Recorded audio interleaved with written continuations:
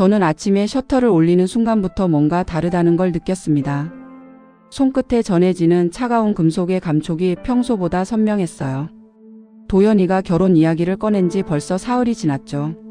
거울을 닦으면서 저는 마음을 가다듬었습니다.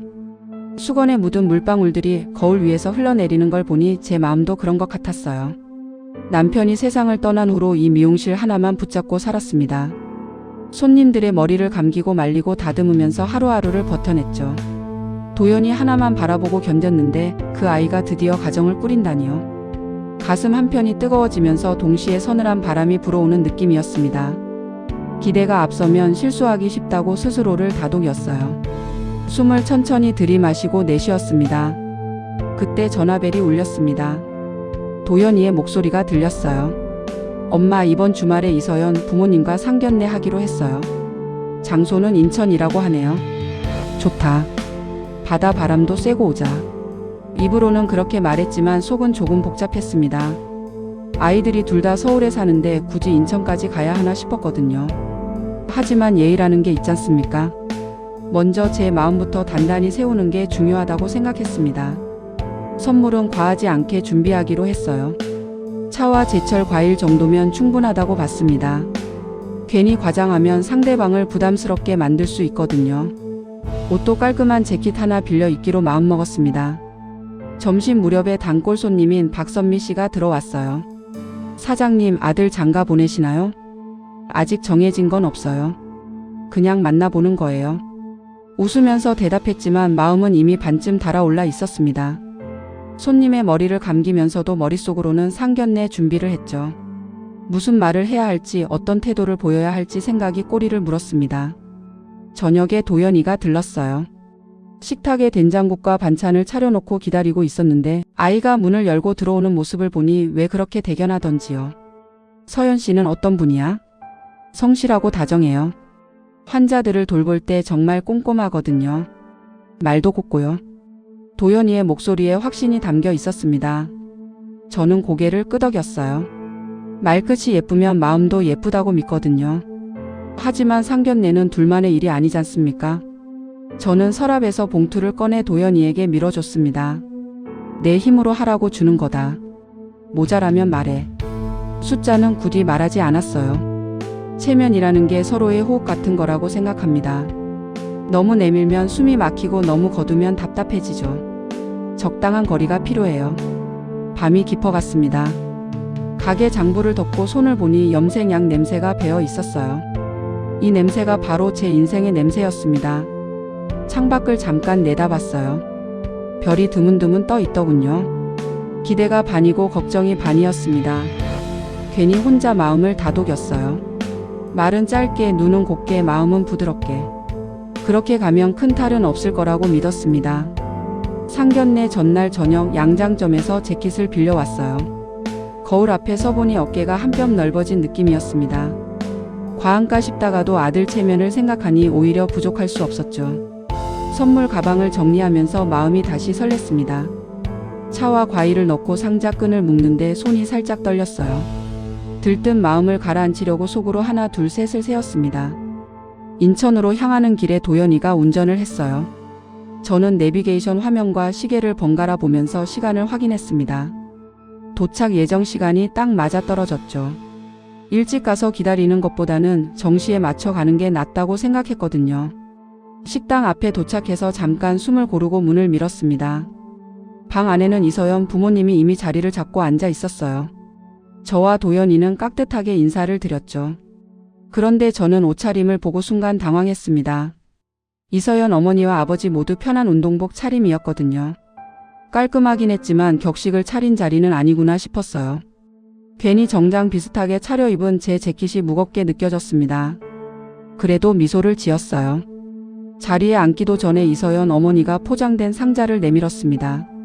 상견례 선물이에요. 저는 얼떨결에 받으면서 인사했어요. 아, 감사합니다. 저희도 준비가 부족해서 죄송해요. 제 선물 가방도 내밀었죠. 이서연 어머니는 고개를 끄덕이며 종업원을 불러 상을 정돈하라고 했습니다. 이서연이 조용히 미소를 지었어요. 얌전한 인상이었습니다. 말을 많이 하는 편은 아닌 것 같더군요. 저는 첫인상을 마음속에 새겨뒀습니다. 잠깐의 인사말이 오갔어요. 여기까지 오시느라 수고하셨어요. 이서연 아버지가 말했습니다.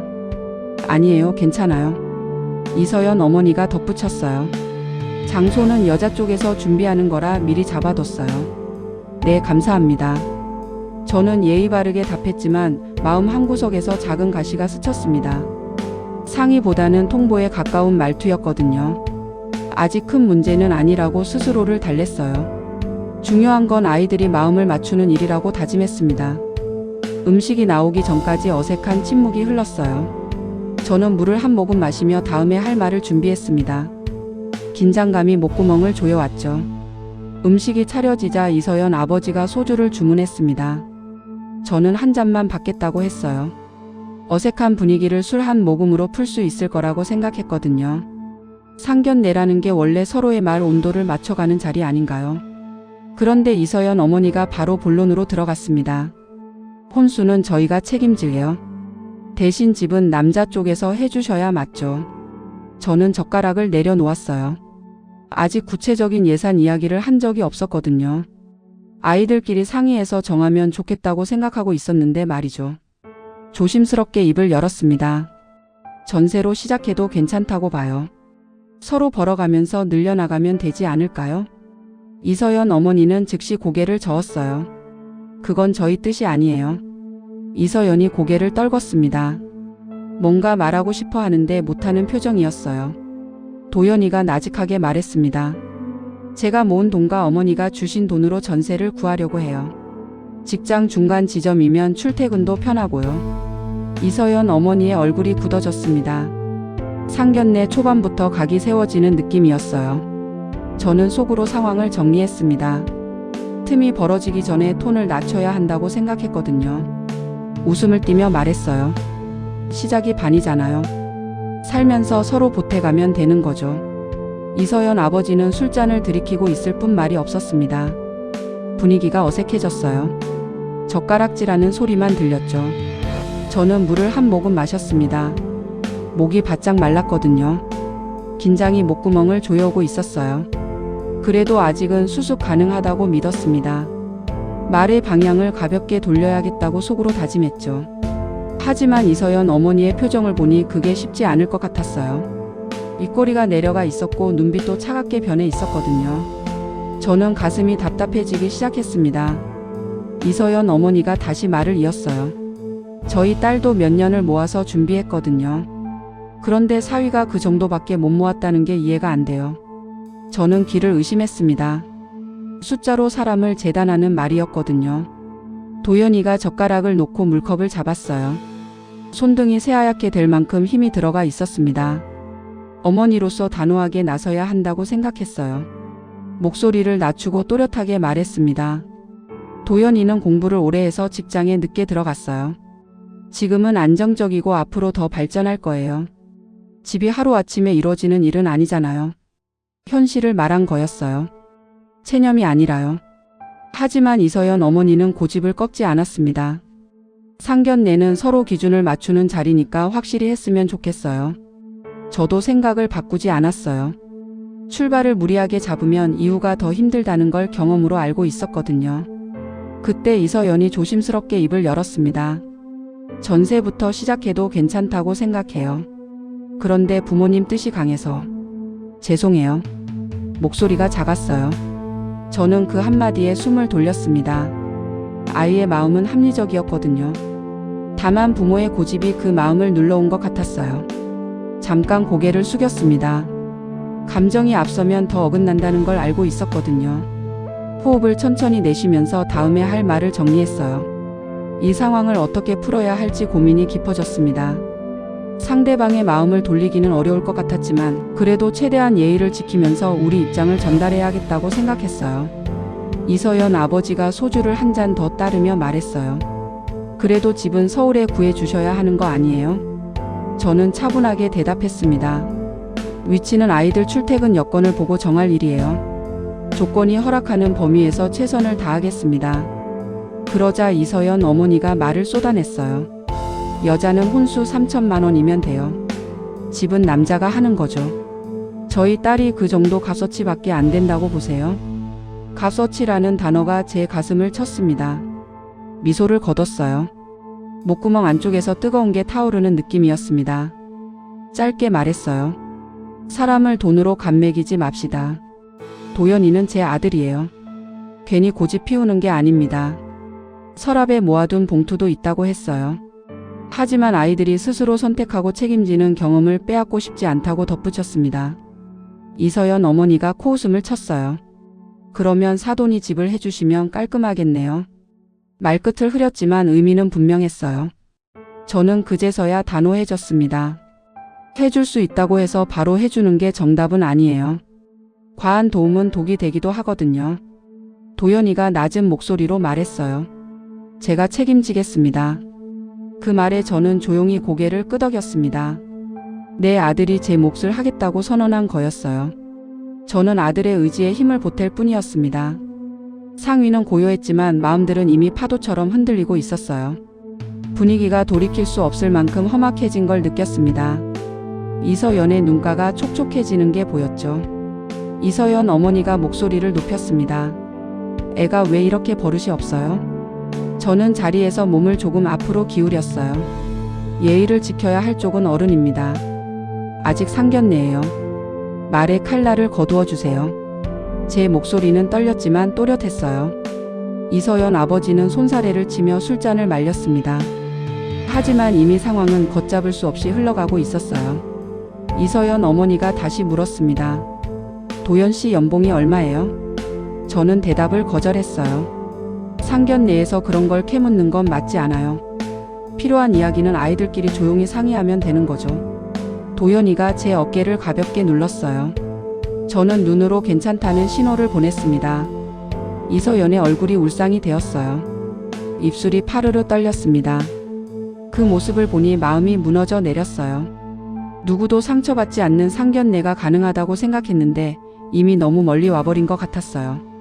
잠시 화장실에 나가자고 했습니다. 복도에서 도연이와 마주 섰어요. 엄마 죄송해요. 미안할 일 아니야. 사람이 사람을 깎아내리는 자리에서 우리 미래를 시작할 순 없어. 도연이가 고개를 끄덕였어요. 눈가가 젖어 있었습니다. 저는 손수건을 건넸어요. 다시 방으로 들어가기 전에 스스로에게 물었습니다. 오늘 여기서 무엇을 지켜야 하는가? 대답은 금방 나왔어요. 제 아들의 존엄이었습니다. 문손잡이를 잡는 순간 마음이 단단해졌어요. 더 이상 물러설 곳은 없었습니다. 방문을 열고 들어갔어요. 저는 자리에 앉지 않았습니다. 서 있는 채로 짧게 말했어요. 여기까지 하겠습니다. 이서연 어머니가 당황했어요. 왜 상견례를 깨세요? 제가 깬 게 아니잖아요. 품위를 지키려고 했어요. 하지만 한 가정의 가장 부재를 캐묻고 연봉을 따지고 사람을 값어치로 논하는 자리라면 더는 어렵다고 말했습니다. 이서연 아버지는 말없이 술잔을 내려놓았어요. 이서연의 눈에 눈물이 맺혔습니다.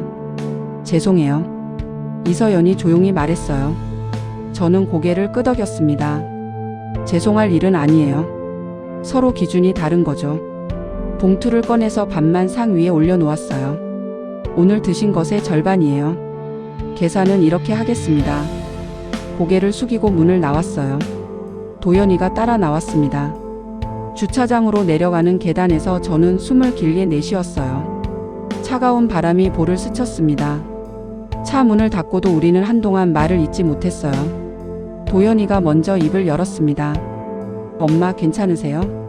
괜찮아. 다만 한 가지만 믿자. 우리는 서로의 편이라는 사실 말이야. 도연이가 눈을 감았다 떴어요. 표정이 단단해졌습니다.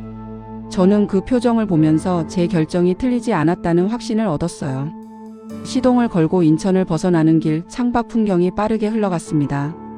마음은 복잡했지만 후회는 없었어요. 며칠 뒤 도연이는 이서연에게 파혼 의사를 전했습니다. 소란이 있었어요. 이서연은 부모님께 다시 이야기해보겠다고 했지만 도연이는 단호했습니다. 저는 겉으로는 말을 아꼈어요. 속으로는 안도했습니다. 상처는 컸지만 흉터는 아물면서 더 단단해지는 법이거든요. 시간이 조금 지나자 도연이는 더 바빠졌어요. 회사에서 인정받기 시작했습니다. 저는 서랍 속 봉투를 꺼내 다시 정리했어요. 일부는 도연이에게 넘겨줬습니다. 집을 전세로 구해라. 몇 달 뒤 도연이는 작은 아파트를 마련했어요. 계약서에 도장을 찍는 날 저는 뒤에서 조용히 지켜봤습니다. 엄마 덕분이에요. 내가 한 거야. 어느 저녁 도연이가 말했어요. 새로운 사람을 만나고 있어요. 부모님을 먼저 뵙고 싶다고 하네요. 이번에는 차분히 가자. 급하지 않게. 도연이가 웃었어요. 상견례가 다시 올 수도 있습니다. 저는 두렵지 않아요. 지난 경험이 우리를 지켜줄 거거든요. 다시 셔터 손잡이를 잡았습니다. 금속 냄새가 익숙했어요. 마음속으로 천천히 숫자를 셌습니다. 하나, 둘, 셋. 말은 짧게, 눈은 곱게, 마음은 부드럽게. 그렇게 걸으면 길이 생겨요. 오래 버텼습니다. 그래서 또 버팁니다. 오늘도 제 자리에서 사람들의 머리를 감기고 말리고 다듬어요. 그 손길로 제 마음도 다듬습니다. 도연이의 앞날을 떠올리며 작은 미소를 지었어요. 놓친 인연은 흘러가고 맞을 인연은 걸어옵니다. 문을 열며 인사를 건넸습니다. 어서 오세요. 오늘 하루도 정갈하게 시작합니다.